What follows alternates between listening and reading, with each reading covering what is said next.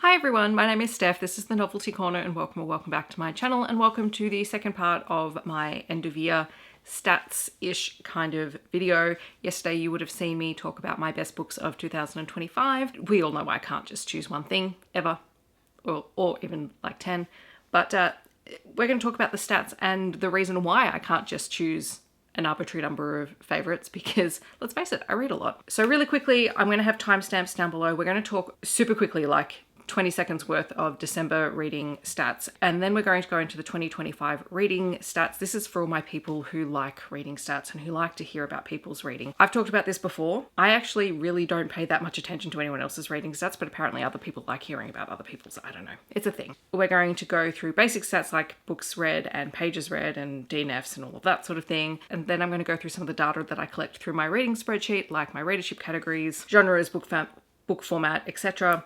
And then I'm going to go through my savings. So I track savings for the ARCs that I read, for my library checkouts, and also for my KU savings to make sure I'm making use of the subscription that I'm paying for. At the very end, I'm going to do a really quick check-in for the Read What You Own challenge, as well as the bingo board from hell to wrap up the end of the year. I don't think it's going to take a super long time, but you know, get comfy, have a drink, do all the things that you like to do before you watch a YouTube video.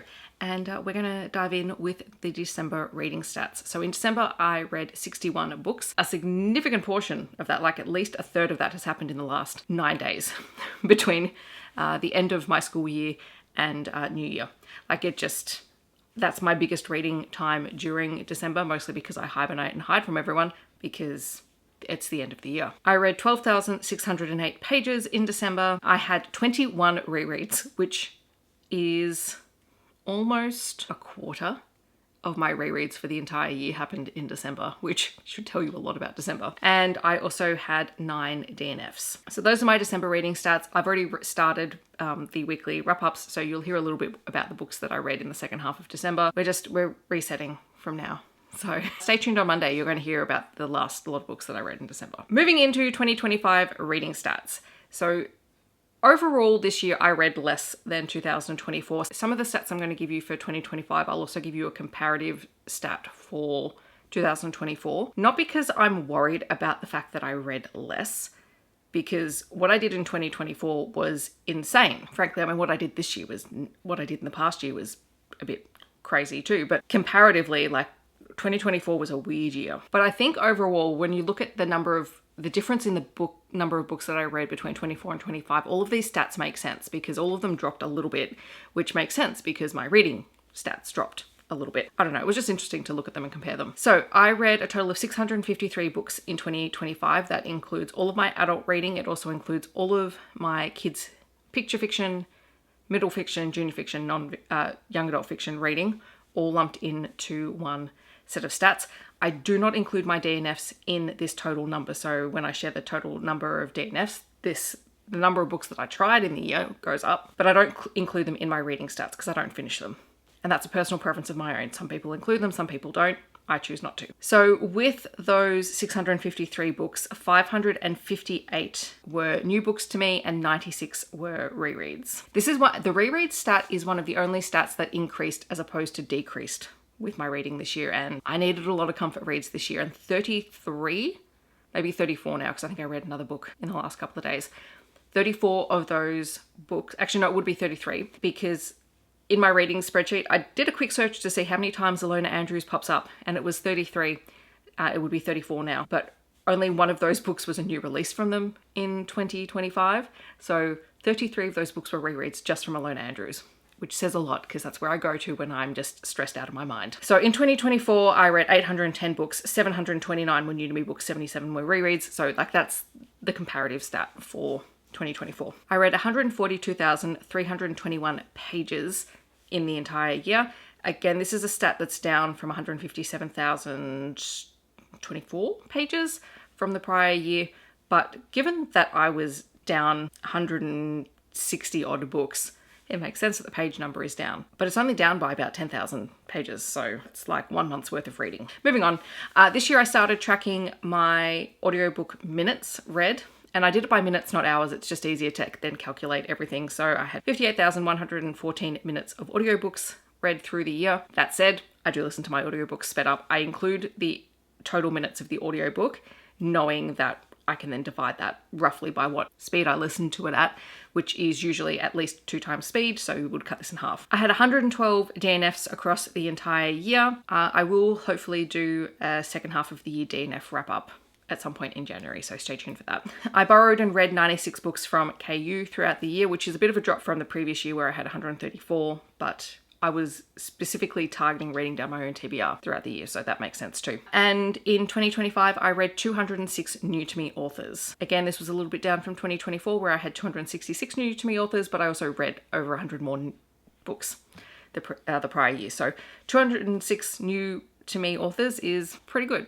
to get out there and try new things. Then moving into some of the other spreadsheet stats, my primary readership category was 66% of my reading were adult titles, which makes sense, but that does leave a significant, 44% of my reading is children's titles, from picture books through to young adult titles, and I'm pretty happy with that.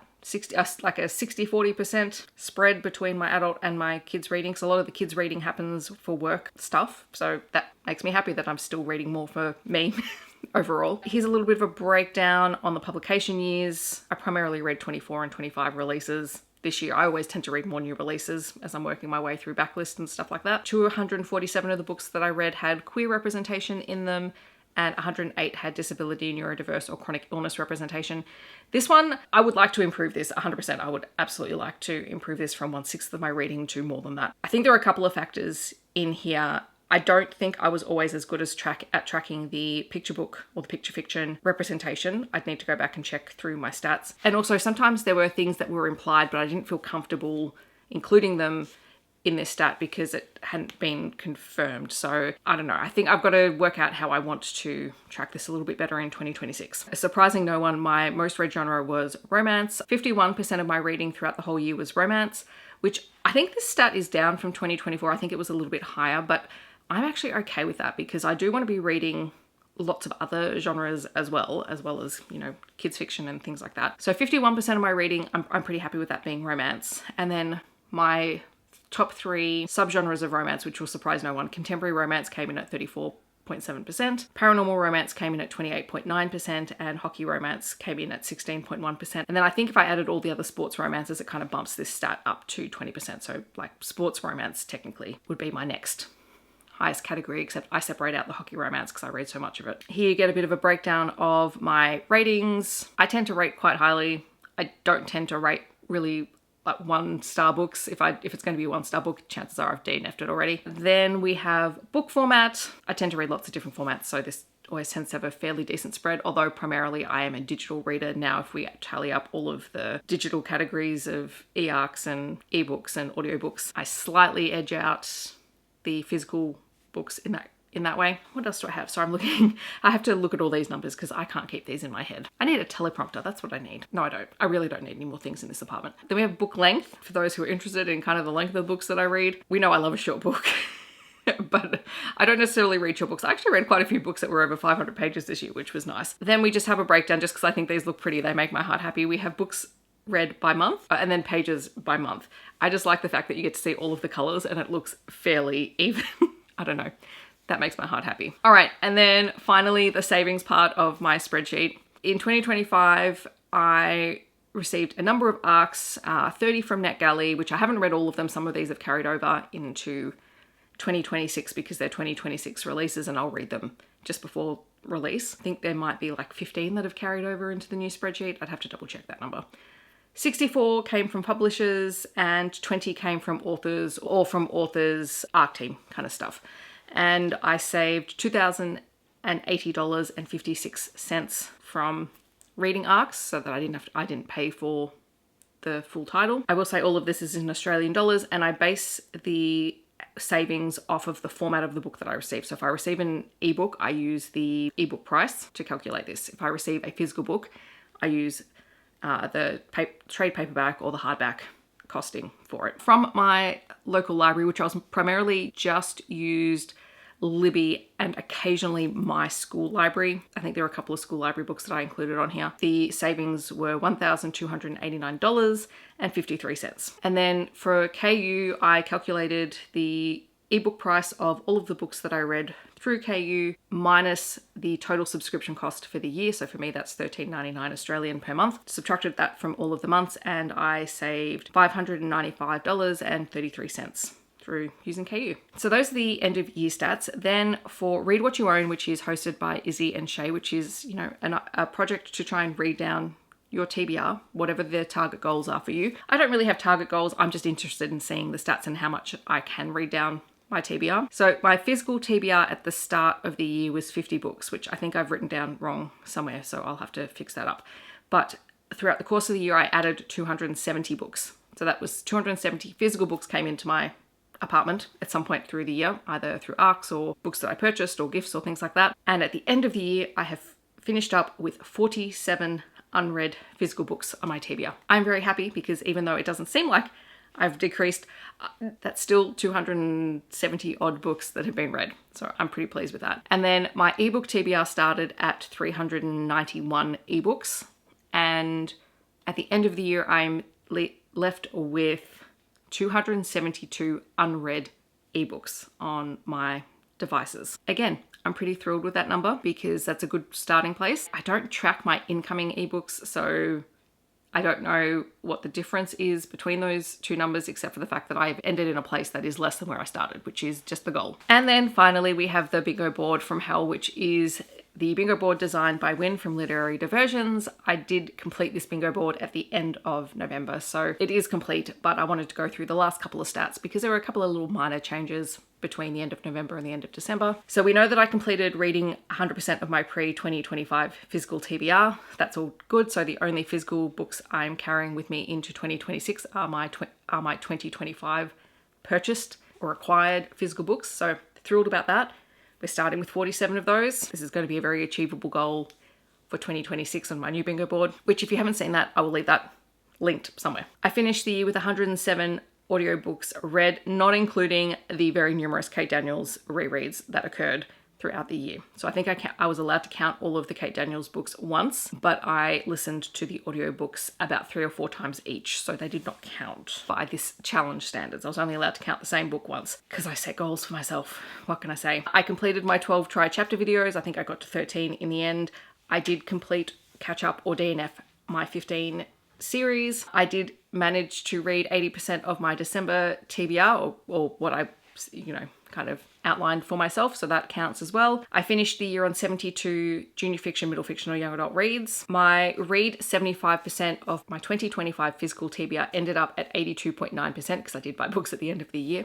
Oops, what can I say? I'm a book buyer. I read a total of 24 non-fiction books this year, which is great because this is a bit of an increase from last year. And I did complete the 52 Book Club Challenge. I also completed their Summer Connections Challenge and also the December Mini Bingo Challenge. So I'm thrilled with that particular challenge. Even though I'm not trying to complete it in 2026, I'm really pleased with the progress that I made with that through 2025. And those are all of the stats for 2025. I feel like I sped through those. I feel like I've been running. I just need to take a breath. But for all 2025's ups and downs, I had a really great reading year. I'm really pleased with the books that I read. You would have heard me talk about a lot of my favorite books yesterday, and I genuinely enjoy those books.